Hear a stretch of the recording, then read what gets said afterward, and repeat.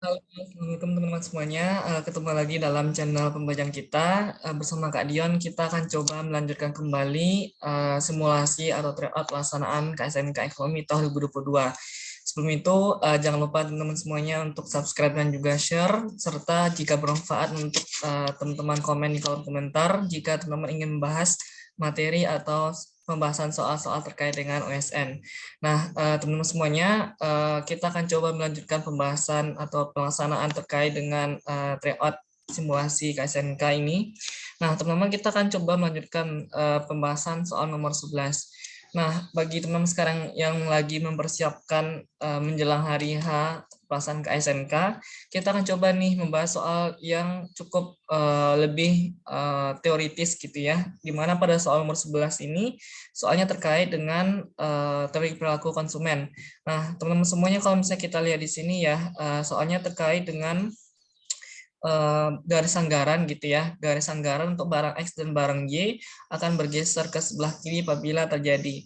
Nah, dalam hal ini kita tahu pembahasan garis anggaran itu adalah dalam teori perilaku konsumen kita melihat ada sebuah gambar budget line di mana kita modelkan inilah sumbu X, ini sumbu Y.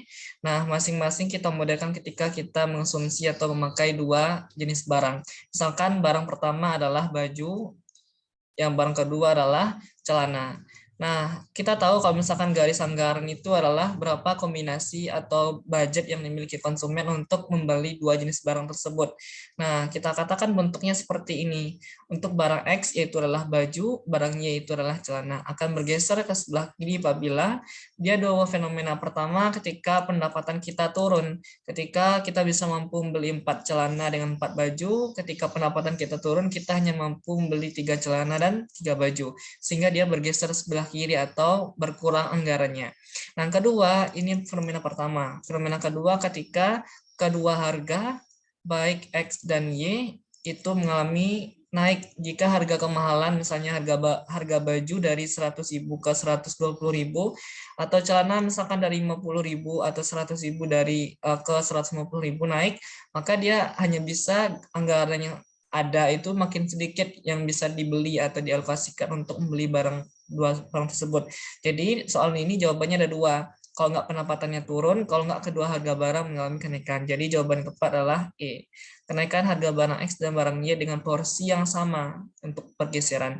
Sedangkan perubahan satu barang itu hanya dia berotasi gitu ya. Kalau berotasi bentuknya seperti ini teman-teman. Kalau misalnya kita lihat barang X dan barang Y, ini adalah budget line kita. Jika dia berotasi, apakah ke dalam atau keluar?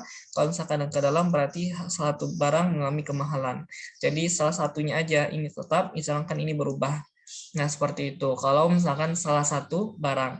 Sedangkan kedua barang berubah dengan porsi yang sama, itu kita katakan dia bergeser ke sebelah kiri. Nah, ini masih sangat gampang nih teman-teman soalnya ya. Kalau misalnya Kak Dion balik lagi ke masa SMA, mungkin bisa juara lagi. Nah, kita lanjutin soal nomor 12. Misalkan soal ini terkait dengan sistem ekonomi. Government set quota and prints and distributes poster to inspire workers. Jadi di sini katanya adalah pemerintah menetapkan kota dan mencetak atau membuat distribusi poster untuk menginspirasi atau menyemangati pekerja dalam rangka meningkatkan produktivitasnya. Nah, manakah yang termasuk dalam sistem ekonomi ini jika pemerintah yang mengambil peran?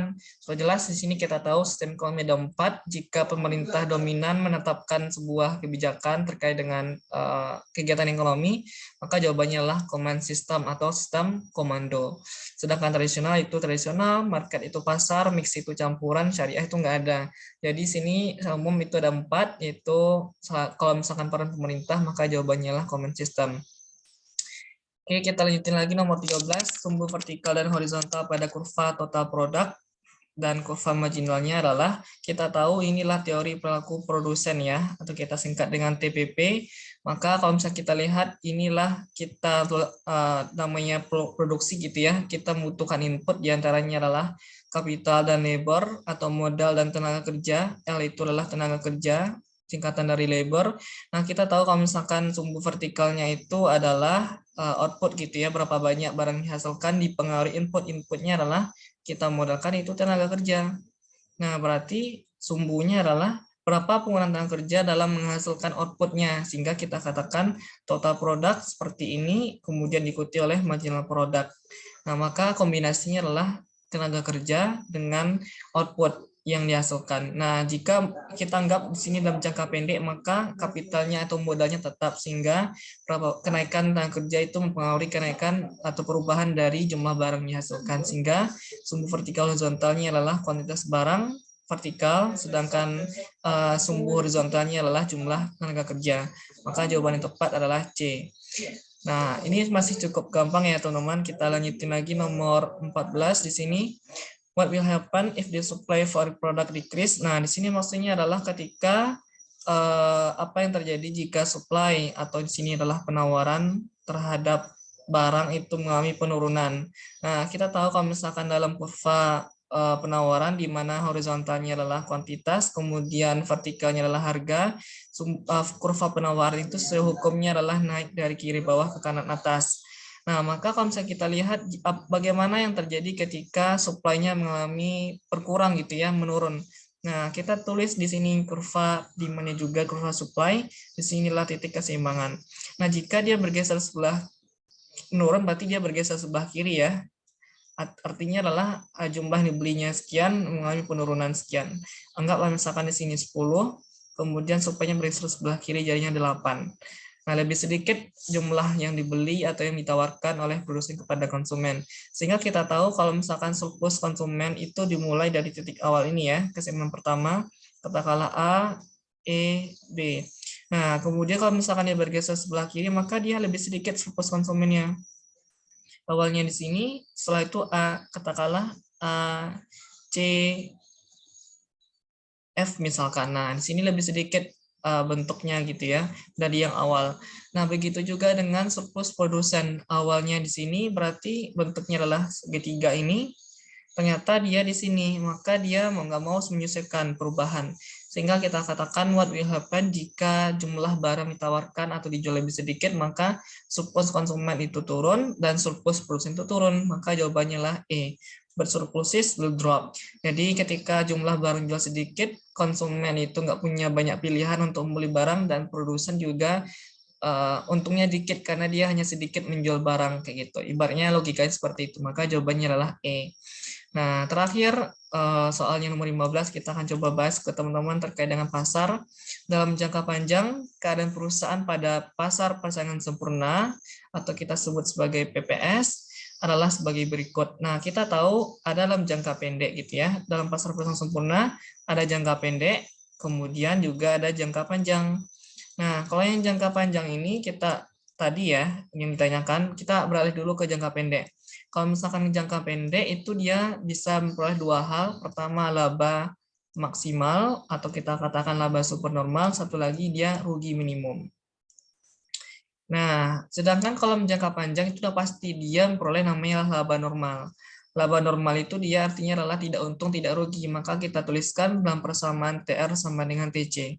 Berapa yang diterima, jualnya sekian, yang dikeluarkan biaya juga sekian. Misalkan kalian mengeluarkan biaya untuk menjual pakaian itu 100.000. Nah, kalian terima, kalian jual juga harganya 100.000. Kalian nggak untung, nggak rugi. Namanya adalah di sini laba normal, atau kita katakan namanya BEP, break even point atau titik pulang pokok. Maka dalam jangka panjang dalam pasar persaingan sempurna dia diperoleh laba normal ketika apa? Nah, di sini belum pasti jawabannya E dulu ya. Nah, di sini kita tahu jika kita gambarkan secara kurva gitu ya, teman-teman. Ini adalah price, harga, kemudian ini kuantitas. Ini kita tahu bentuk kurva permintaan dalam pasar persaingan sempurna di mana D sama dengan harga, sama dengan rata-rata penerimaan, sama dengan marginal penerimaan, marginal revenue. Nah, ini adalah marginal cost gitu ya, pertambahan biaya. Nah, ada lagi tambah ketika MC sama dengan, nah ini adalah AC.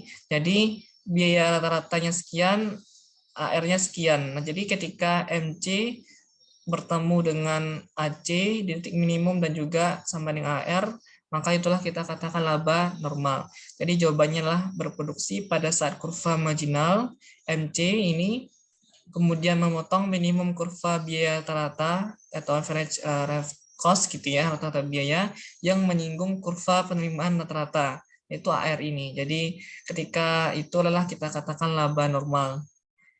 Yang E bukan di mana kurva biaya variabel rata-rata. Di sini salah nih. Bukan biaya variabel rata-rata, bukan AVC, tapi lah AC, rata-rata biaya. Jadi ini bukan, penjelasannya salah, tapi ini benar, penjelasannya salah. Jadi jawabannya adalah C gitu ya.